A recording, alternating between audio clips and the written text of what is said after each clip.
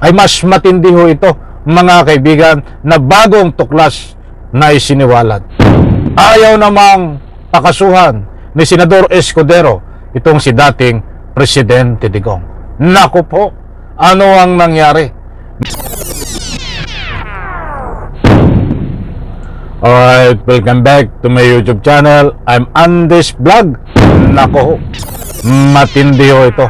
Itong natuklasan natin kay Senate President Escudero. Kung ayaw niya hong i-impeach itong si Sara Duterte, ay ito na naman ang bagong tuklaso. Ayaw pakasuhan naman itong si dating Presidente Digong. Ayaw hong pakasuhan ni Senate President Escudero. Aba, ay ito ay dalawa na ho. Dalawa na ho ang inaabogoduhan nitong si Escudero. Una ay itong si Sara Duterte. Pangalawa ay ito hong si dating Presidente Digong.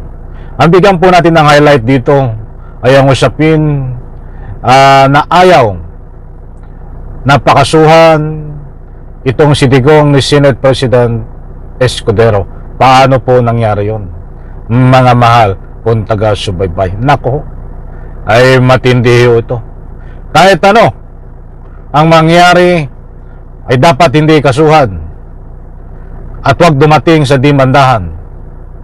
Yan ho ang matinding pagtatanggol ni Senate President Escudero dito ho kay Digong.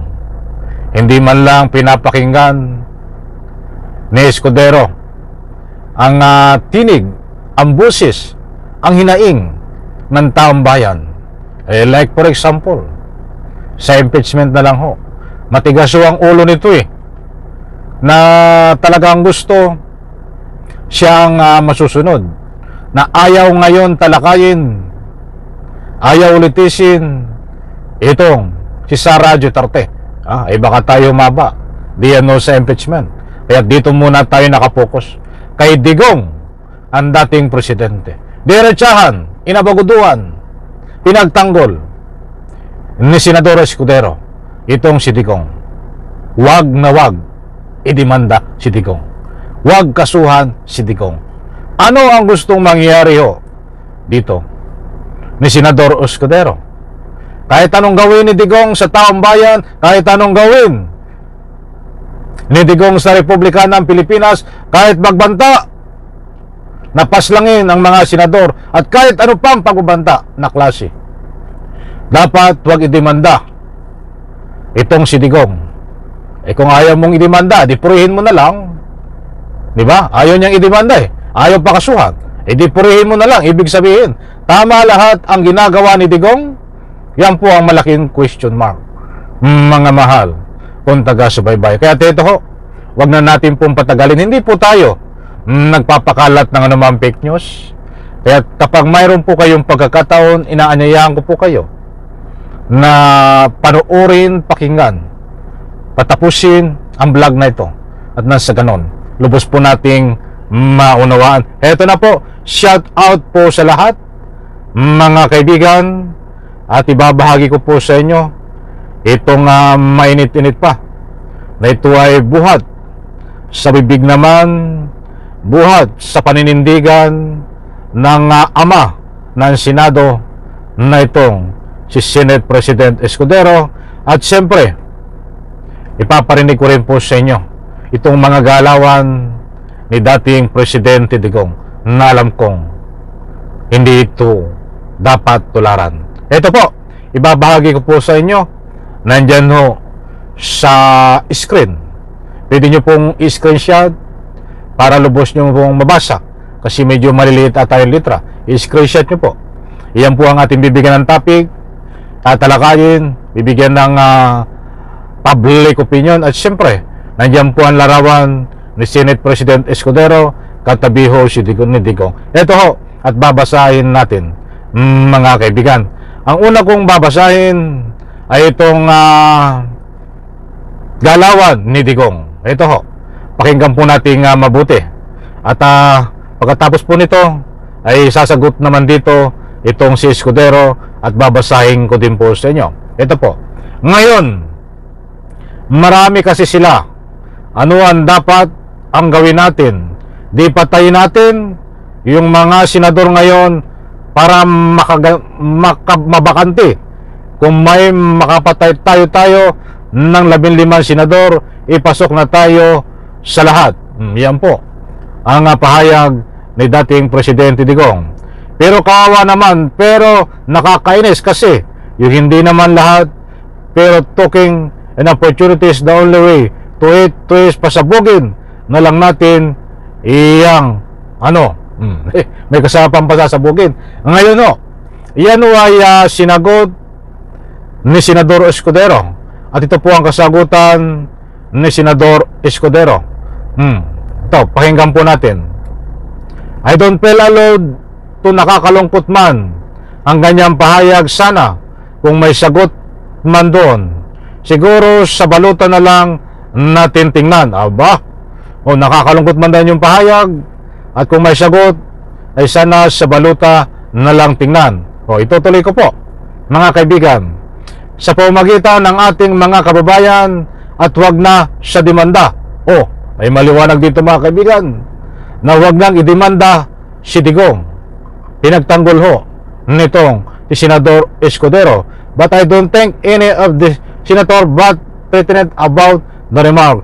Senador Escudero, pwede nyo pong screenshot yan, basahin, muli nyo pong basahin kung hindi nyo po lubos maunawaan. Maliwanag po mga kaibigan na hindi po pabor at hinaharang nitong si Senador Escudero ang demanda laban ho kay Digong, sapagkat yung kanyang pagbabanta ho ni Digong sa 15 senador na sabi nga niya ay papatayin niya, at mayroon pang nabanggit na papasabugin. Nandyan po on the record yan, at nandyan din po sa screen. Ay sinagot naman ni Digong, sinagot naman ni Escudero na wag na sa demanda. Ibig sabihin hindi siya pabor, wag na daw idemanda. Ay naidemanda na nga, Senador Escudero. Ano pa ang pinaglalaban mo dito? Ano ba ang pinaglalaban dito ni Senate President Escudero? Siyempre, inaabogaduhan, pinagtatanggol itong si Digong, mga kaibigan, pangitan naman po. At parang malabo sa katotohanan itong mga sinasabi ni Escudero na nakakalungkot man ang ganyang pahayag. Sana kung may sagot man doon, siguro sa balutan na lang natin tingnan sa pamamagitan ng mga kababayan, at wag na sa demanda. Malabo sa katotohanan itong pinagsasabi ni Escudero, sa balutan na lang daw. Ay hindi naman ito tatakbo itong si Digong. Hindi naman siya tatakbo sa anumang posisyon sa Republika ng Pilipinas, buong Pilipinas, being a senador. Ay only tatakbo siya ay diyan po sa Davao. So taga Davao lang ang buboto sa kanya. Medyo malabo sa katotohanan, lumalayo sa isyo itong sinasabi ni Escudero na ika nga po sa balutan na lang, ibig sabihin wag iboto. Mga kaibigan, kung tatakbo siya bilang senador, ay national yan, buong Pilipinas, pwede na hindi iboto. Na ika nga po taong bayan yan, pwede maging rason yan. At saka malabo sa katotohanan ang sinasabi ni Escudero. Dahil ano pa man, maging mahirap ka man at mayaman, dapat pantay-pantay ang batas. Ibig sabihin mo, Senador Escudero, kahit anong gawin nitong si Digong na pagbabanta, kalukuhan, katarantaduhan, at ginagawa niya naman, nagawa niya na, kahit nga sa anumang hearing, ay pasaway ito ay wag idemanda. Kung mayroong matibay na ebidensya ba, ito Senador Escudero, ay wag idemanda, sapagkat matibay na ebidensya on the record ang sinasabi niya napapatay, ay wag idemanda. Ako po ay nagtatanong lang dahil ayon sa iyong binitawan na mga ika nga po'y pagtanggol dito kay Digong, Senador Escudero. Okay, bigyan po natin ng part 2, medyo mahaba ito. Pabor po ba kayo sa sinasabi ni Escudero na wag idemanda si Digong? In reaction dyan po sa comment section, inaanyayahan ko po kayong magbigay ng anumang public opinion. Maliwanag po dito, nako ho, natuklasan na bisto na pinagtanggol nitong Senador Escudero, at nananawagan siya na kung pwede ay wag idemanda itong si Digong. Mga kaibigan, ano ang nangyari? Nako po. Isang like po sa video na ito. Bye-bye. Palakpakan.